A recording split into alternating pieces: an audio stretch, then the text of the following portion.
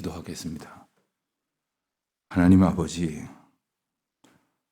하나님께서 저희들을 사랑하셔서 이 아침에도 하나님의 은혜 가운데에 자고 깨어 새 하루를 맞게 하셨고, 이 모든 시간의 흐름이 주님의 인도하심 가운데 있음을 모든 호흡을 다하여 하나님 앞에 고백할 수 있도록 인도하여 주신 것을 감사드립니다.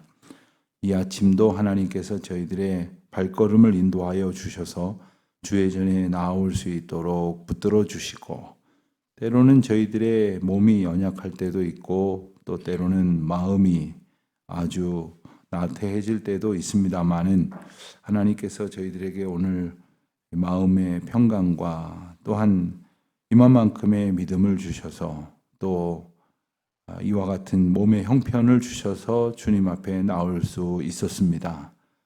매일매일의 삶이 그와 같은 은혜로 채워질 수 있기를 원합니다. 저희의 모든 삶이 저희가 이 세상에서 육신의 날을 마치는 그날까지 오직 그와 같은 은혜를 얻고 살아가게 하여 주시기를 기도드립니다. 하나님, 저희가 나중 일을 참 많이 염려합니다. 지금보다 더 늙으면, 나이가 많아 몸이 낡아지면, 그래서 우리 몸을 우리 마음대로 이렇게 간수조차 하지 못하면 어떻게 될 것인가 하는 염려도 하게 됩니다. 하나님, 어찌할 수 없는 그러한 일들을 두고 염려하는 어리석은 자가 되지 말게 하시고, 어찌할 수 있을 때에 주님 뜻대로 살아가기를 더욱 힘쓰는 저희들이 되게 하여 주시옵소서. 저희들이 감당할 수 없는 일은 주님께서 주장하여 주실 줄 믿사오니, 저희들을 붙드시사 하나님의 은혜 안에 살게 하시고, 간절히 바라고 원하옵기는 저희들의 모든 삶이 마지막 호흡에 이르기까지 하나님께 영광이 될 수 있도록 주님 은혜를 가리는 일이 없도록 긍휼 베풀어 주시기를 간절히 기도드립니다. 주님, 오늘도 믿음 안에 이 하루를 시작하게 하셨사온데, 저희의 모든 날의 모든 호흡이 하나님의 은혜 안에 믿음으로 고백하며 마땅한 찬송을 부르며 주님의 인도하심을 기뻐하며 따르는 가운데 살아갈 수 있도록 은총을 베풀어 주시기를 기도드립니다. 예수 그리스도를 의지함으로 말미암아 하나님 앞에 나아가는 삶이 날마다 기쁨으로 충만케 하여 주시옵소서. 하나님께서 이끄시는 거룩한 역사가 수많은 증거로 선포되게 하여 주시옵소서. 하나님께서 저희들을 붙드시고 저희들이 부족하지만 믿음대로 살아가는 일이 저희 주변에 있는 사람들에게 마땅히 증거되게 하여 주시옵시고, 그리고 그 믿음의 확신을 갖지 못하는 자들이 있다면 그들 가운데에 하나님의 메시지가 되게 하시고 증거가 되게 하여 주시기를 간절히 기도드립니다. 저희는 저희의 삶이 형통하고 성공을 거두어서 하나님의 영광이 드러나기를 바라는 어리석은 말을 합니다마는, 저희들의 삶의 형편이 어떠하든지 주님을 붙드는 믿음의 고백으로 하나님이 증거되게 하여 주시옵소서. 혹 저희들이 원하는 일을 얻고자 하여 그것을 이룰 때도 있지만 이루지 못할 때도 있고, 오히려 형편없이 실패를 거듭할 때도 있을 것입니다. 그러한 일을 만나더라도 오직 우리의 구주이신 여호와 하나님을, 또한 예수 그리스도를 정말 마음에 고백하며 잘 의지하며 순종하는 믿음의 사람들로 살게 하여 주시기를 기도드립니다. 하나님, 오늘도 저희의 삶 가운데에 혹 염려되어 기도의 제목으로 가지고 나온 것이 있습니까? 주님의 뜻을 이루실 주님의 뜻 앞에 순종하게 하여 주시옵시고, 다만 저희들이 감당해야 할 일 일러주실 테니 그것을 붙들고 순종하는 자들이 되게 하여 주시기를 기도드립니다. 하나님, 우리 교회의 각 가정들, 또 각 가정의 어린이들, 자녀들 믿음으로 양육하는데 참 힘들고 어려운 시간도 많이 있습니다. 주님 도와주셔서 용기를 내게 하여 주시옵시고, 특별히 공부하는 자녀들, 또 이제 새 학기를 맞이해서 여러 가지 기도의 제목들을 붙들고 하나님의 도우심을 구하는 모든 가정마다 함께하여 주시기를 기도드립니다. 우리 자녀들이 각급 학교를 다닐 때 정말 이 학기 초마다 고민이 많고 또 갈등도 있고, 그래서 어떤 가정에서는 눈물로 기도하는 일들도 있습니다. 하나님 도와주셔서 저들이 우리 삶의 걸음 가운데에서 주님 의지하고 주님의 도우심을 힘입어서 모든 사람을 만날 때에 정말 담대하고 그리고 사랑으로 충만하여서 하나님께서 주시는 믿음의 은혜를 힘입어서 세상을 살아갈 수 있도록 그리고 넉넉히 견디고 승리할 수 있도록 도와주시기를 기도드립니다.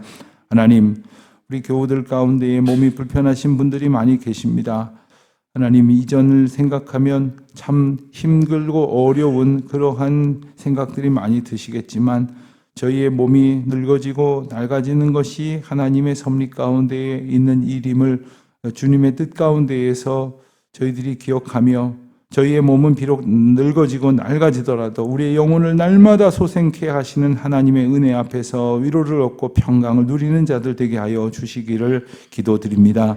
오늘도 하나님의 은혜 가운데에 예배당 신축 공사장이 성령으로 충만한 곳이 되게 하여 주시옵시고 주님의 도우심이 나타나는 곳이 되게 하여 주시옵시며 그곳에서 일하는 이들 또 그곳을 지나다니면서 보는 모든 분들도 하나님의 집이 세워져 가는구나 하는 그러한 기대와 소망을 가질 수 있도록 은혜를 베풀어 주시옵소서. 아름다운 계절을 허락하셨습니다. 들에 핀 꽃과 또한 산을 아름답게 수놓는 아름다운 수목들을 보면서 하나님의 사랑과 창조주 하나님의 놀라우신 은혜를 깊이 깨닫고 또한 저희의 삶도 아름답게 꽃 피우시기에 합당하도록 주님 앞에 마땅한 믿음의 고백으로 순종하는 날이 되게 하여 주시옵소서. 주님, 해외에 있는 우리 교우들, 지방에 있는 교우들 외롭지 않도록 붙들어 주시옵시고 언제나 믿음 안에서 교통하게 하여 주시옵시며 그곳에서 지내는 동안에 만나게 하신 공동체들과 그리고 그 성도들과 함께 아름다운 사랑의 교제를 나눔으로 주님께 영광 돌려드리고 어디에 있든지 주님의 교회를 아름답게 섬김으로 하나님께 영광이 되게 하여 주시기를 간절히 기도드립니다. 주여, 이 날이 복되게 하여 주시기를 원합니다. 아름다운 주님의 일이 도모되게 하여 주시옵시고 또한 말씀으로 둘러앉아 모일 때마다 구역으로 모일 때마다 또 함께 사랑의 교제를 나누며 주신 사명을 감당할 때마다 우리 주님 베푸시도록 허락하신 은혜 안에 거하게 하여 주시옵소서. 감사드리오며 이 모든 말씀 우리 주 예수 그리스도의 이름으로 기도드립니다. 아멘. 열왕기상 1장 말씀을 계속해서 봅니다. 열왕기상 1장 28절부터 37절까지 말씀 계속해서 함께 보겠습니다. 열왕기상 1장 28절부터 봉독합니다. 다윗 왕이 명령하여 이르되 밧세바를 내 앞으로 부르라 하매 그가 왕의 앞으로 들어가 그 앞에 서는지라. 왕이 이르되 내 생명을 모든 환난에서 구하신 여호와께서 살아계심을 두고 맹세하노라. 내가 이전에 이스라엘의 하나님 여호와를 가리켜 내게 맹세하여 이르기를 내 아들 솔로몬이 반드시 나를 이어 왕이 되고 나를 대신하여 내 왕위에 앉으리라 하였으니 내가 오늘 그대로 행하리라. 밧세바가 얼굴을 땅에 대고 절하며 내 주 다윗 왕은 만세수를 하옵소서 하니라. 말을 이르되 제사장 사독과 선지자 나단과 여호야다의 아들 브나야를 내 앞으로 부르라 하니 그들이 왕 앞에 이른지라. 왕이 그들에게 이르되 너희는 너희 주의 신하들을 데리고 내 아들 솔로몬을 내 노새에 태우고 기온으로 인도하여 내려가고 거기서 제사장 사독과 선지자 나단은 그에게 기름을 부어 이스라엘 왕으로 삼고 너희는 뿔 나팔을 불며 솔로몬 왕은 만세수를 하옵소서 하고 그를 따라 올라오라. 그가 가서 내 왕위에 앉아 나를 대신하여 왕이 되리라. 내가 그를 세워 이스라엘과 유다의 통치자로 지명하였느니라. 여호야다의 아들 브나야가 왕과 함께 대답하여 이르되 아멘. 내 주 왕의 하나님 여호와께서도 이렇게 말씀하시기를 원하오며 또 여호와께서 내 주 왕과 함께 계심같이 솔로몬과 함께 계셔서 그의 왕위를 내 주 다윗 왕의 왕위보다 더 크게 하시기를 원하나이다 하니라. 아멘. 우리가 앞서 27절까지의 말씀에서 본 것처럼 솔로몬의 어머니인 밧세바와 그리고 나단 선지자가 다윗 왕 앞으로 나아갔었습니다. 그 방법은 나단 선지자가 이전에 하나님께서 다윗 왕에게 주신 약속을 기억함으로써 이루어졌습니다. 그러니까 모든 일의 시작이 하나님의 말씀으로부터 시작이 되면 하나님의 일이 이루어지는 것이 될 것이고, 그렇지 않고 사람의 생각이나 갈등으로 빚어진 어떤 또 다른 돌발적인 상황으로 비롯되어지면 그 결과 또한 아무리 애를 써도 좋아질 리가 없는 겁니다. 다윗 왕 앞에 하나님의 말씀을 기초로 하여 나아간 밧세바와 나단은 그렇다고 해서 순탄한 상황은 아니었습니다. 오늘 본문을 보면 일이 잘 되었지만 이 정반대로 생각을 하면 감히 부르지도 않았는데 내 앞에 나오느냐, 왕이 노하에도 할 말이 없는 것이고, 또 감히 나를 가르치려 드느냐 해도 또 할 말이 없는 겁니다.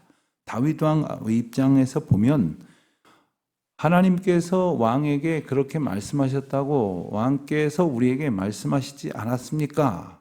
그대로 해야 하지 않겠습니까? 라는 요지의 이야기가 당신은 도대체 듣고 뭘 하는 것이요? 이렇게 들을 수도 있지 않겠습니까? 그러니까 사람은 사실 이 말을 들었을 때 그 말이 옳고 그름에 따라 판단하는 것도 있겠지만 그보다 훨씬 더 많은 경우 어떠냐면 자기 기분에 따라 판단을 합니다.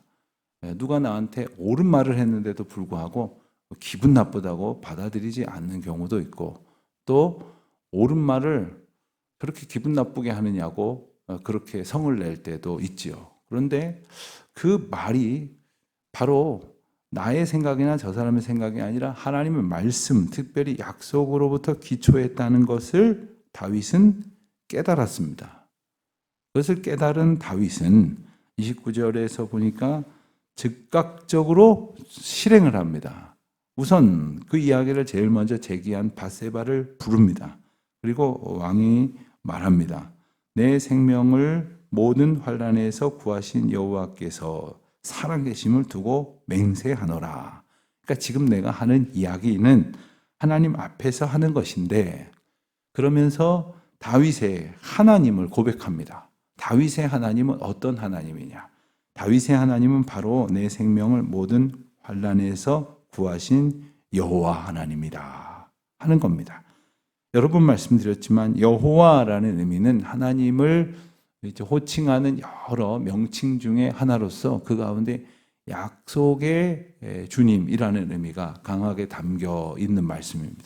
여호와, 그 이름 앞에 약속하시는 하나님, 그 약속을 준행하시는 하나님, 지금도 우리에게 약속을 베푸시는 하나님. 다윗은 그 하나님을 고백을 합니다. 그분이 내 생명을 모든 환난에서 구하셨다. 그렇습니다. 여러분의 하나님은 어떤 하나님이십니까? 내 생명을 구하신 하나님. 그러니까 내가 죽을 수밖에 없었는데 나를 살리신 하나님. 그것은 비단 오늘 본문의 다윗뿐만 아니라 우리도 마찬가지 아닙니까? 죽을 수밖에 없는 인생. 이것은 내가 몇 년 전에 큰 사고로 죽게 되었는데 살리셨다. 단지 이런 그 육신의 한 사건을 의미하는 것만이 아님을 우리는 잘 압니다.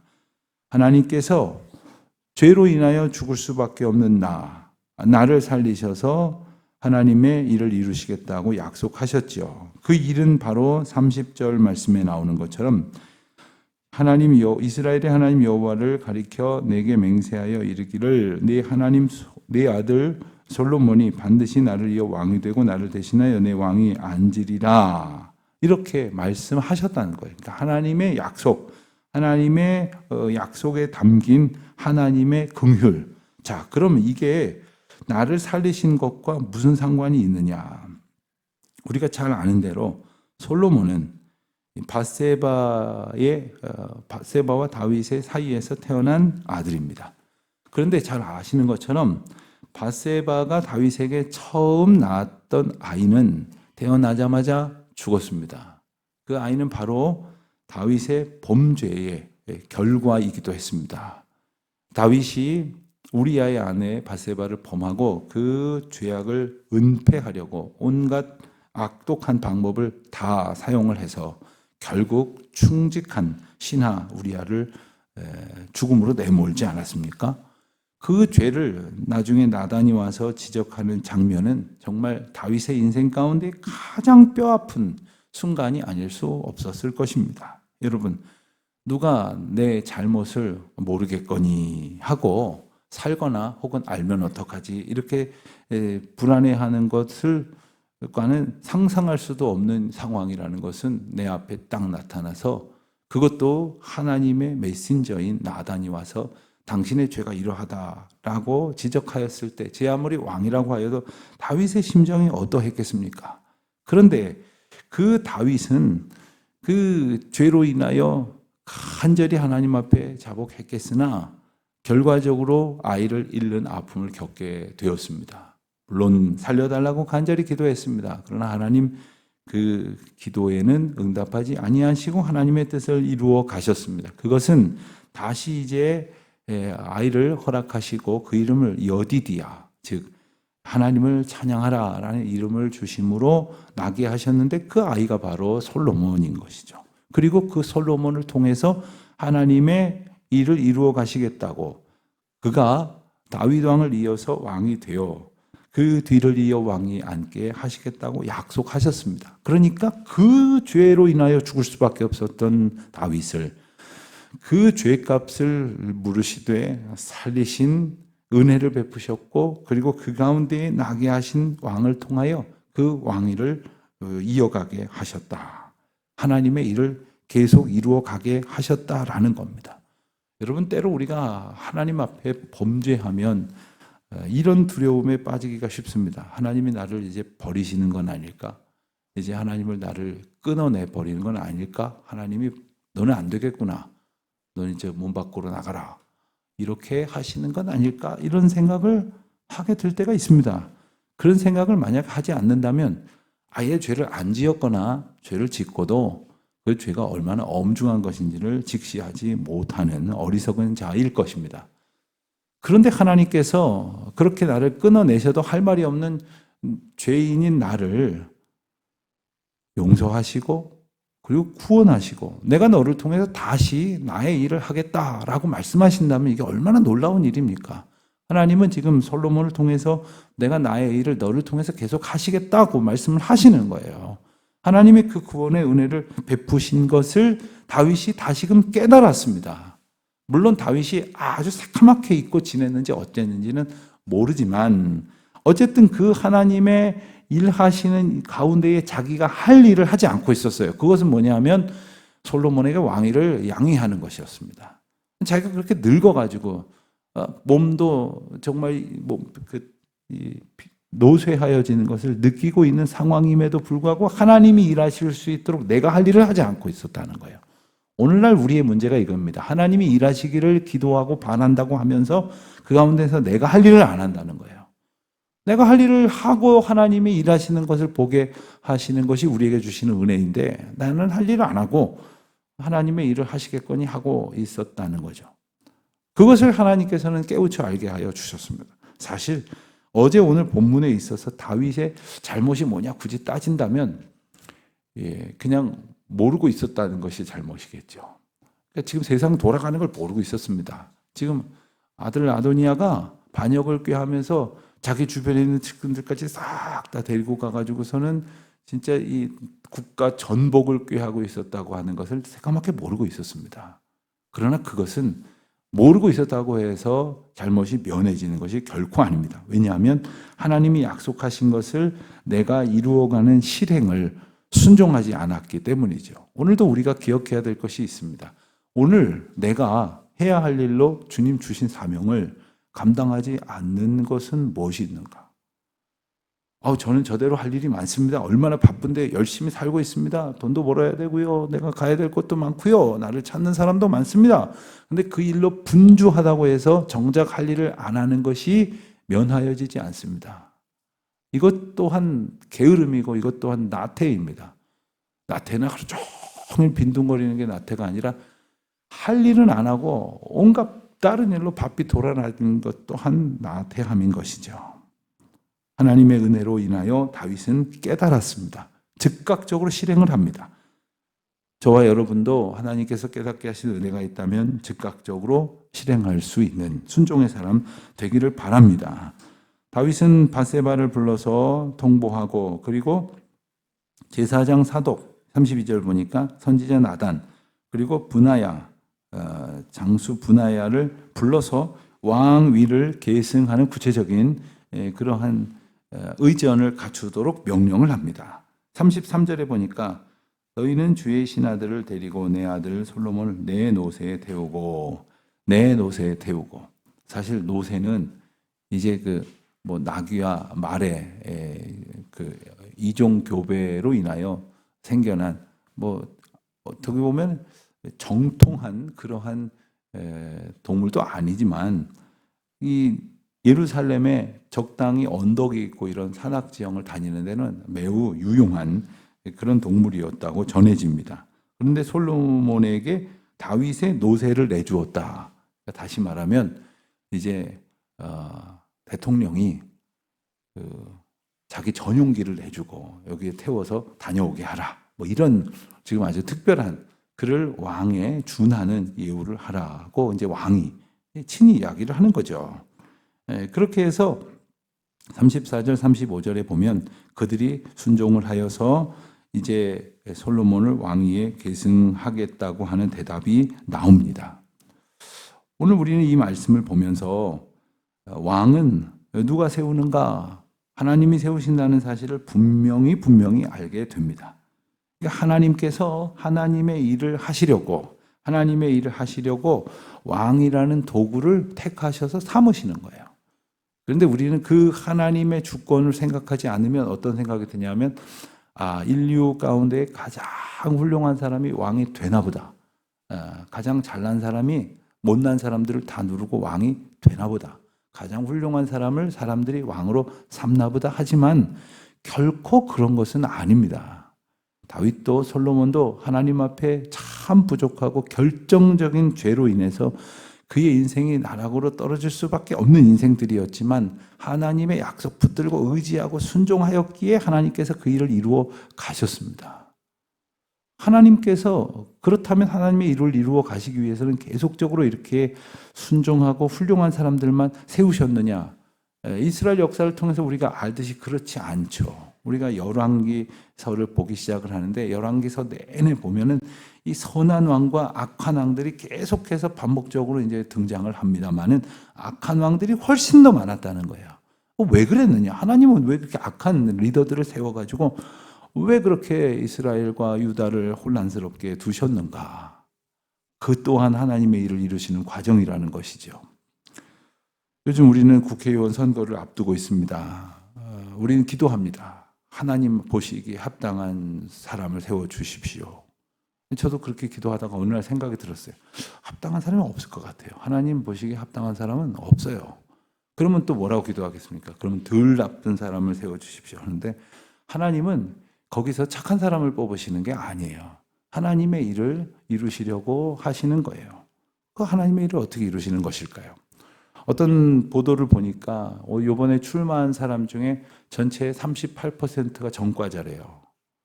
전체의 38%가 3분의 1이 넘습니다. 게다가 전과 3범 이상이, 전과 하나, 두 개 정도를 어떤 경우는 도로교통법이라든가 혹은 사업하시는 분들이 갖는 그런 임금을 체불해서 생겨난 산업재해 근로법 이런 것들은 그분들 이야기는 그렇다고 칠 수 있대요. 그런데 이게 3범 이상이 되면 이건 심각한 겁니다. 보통 사람들은 전과는 물론이거니와 경찰서, 파출소도 한번 끌려갔다가 오면은 평생 동안 부들부들 떨 만한 일일 터인데, 그런 사람들이 지금 국가 지도자가 되겠다고 이렇게 나섰습니다. 전과 3범 이상이 51명이나 됩니다. 전과 10개가 넘는 사람도 있습니다. 그런데 그들이 지금 국가 지도자가 되겠다고 우리 앞에 나섰어요. 이게 뭘 말해주느냐? 국민들의 수준이 이렇다는 거예요. 국민들이 지금 그런 사람이 나와서 뽑아주려고 하기 때문이에요. 그런 사람이 나와서 나를 뽑아주십시오 해도 열광을 하고 있기 때문이에요. 그런 세대를 냉혹하게 보게 하시는 방법은 그런 사람들이 앞에 서는 거예요. 그런 사람들 다 제치고 순백한 사람을 세우시는 게 하나님의 뜻이 아니라 그런 사람들을 보면서 우리가 깨달아야 되는 거죠. 이 세상이 이렇구나. 우리가 생각하는 지도자의 어떤 관이 이렇구나. 우리가 그동안 지도자를 이렇게 생각했구나. 전과가 몇 개씩 줄줄이 달려 있어도 앞에서 나를 이렇게 하고 저렇게 할 만하면 뽑아줘야지라고 생각을 했었구나. 이걸 보게 하시는 거예요. 이 세대가 그렇게 악하다는 것을 보게 하시는 거예요. 이건 우리가 회개할 일이지 저 사람 나쁘다라고 이야기할 것이 하나도 아닌 거예요. 우리라도 이 어려운 상황 속에서 하나님이 우리에게 지금 고쳐가게 하신 삶의 모습은 뭘까? 이 극단의 갈등을 통해서 응급실에 갔다가 죽어나가는 이런 현상이 됐는데 이런 상황 속에서 우리가 기도해야 될 건 뭔가? 우리는 무엇이 달라야 되는가? 하나님 앞에서 이 물음을 가져야 할 것입니다. 신문 보고 답하려고 하지 말고 유튜브 듣고 답하려고 하지 말고 누가 이야기했다고 해서 그렇게 답하려고 하는 것이 아니라 하나님은 우리가 어떻게 살기를 원하시는가? 그 하나님의 인도하심을 잘 듣고 약속의 하나님을 통해서 하나님의 뜻을 깨닫고 깨달아진 것이 있다면 실행하는 거죠. 준행하는 겁니다. 순종하여서 부족한 우리 인생들을 통해서라도 하나님은 하나님의 일을 하시려고 도구를 삼으시려고 하니까 주여 우리를 주 뜻대로 사용하시옵소서. 겸손한 마음으로 우리를 불쌍히 여겨 주시옵소서. 이 세대가 이렇게 악합니다. 이 세대가 이렇게 불행합니다. 주여 우리를 불쌍히 여겨 주시옵소서. 진노 중에라도 주님을 향한 소망을 우리가 가질 수 있도록 긍휼을 베풀어 주십시오. 이와 같은 기도로 오늘도 주님을 바라보는 저와 여러분 되시기를 축원합니다. 하나님 아버지, 저희를 긍휼히 여겨 주시기를 기도드립니다. 하나님께서 하나님의 일을 하시고자 오늘도 하나님의 역사를 베푸실 터인데 저희는 어리석게도 저희가 옳다고 여기는 것만 주장하며 살았습니다. 저희가 더 낫다고 생각하는 것이 답인 줄 알았습니다. 하지만 하나님만이 답입니다. 여호와 하나님의 약속만이 저희들이 붙들어야 할 하나님의 말씀입니다.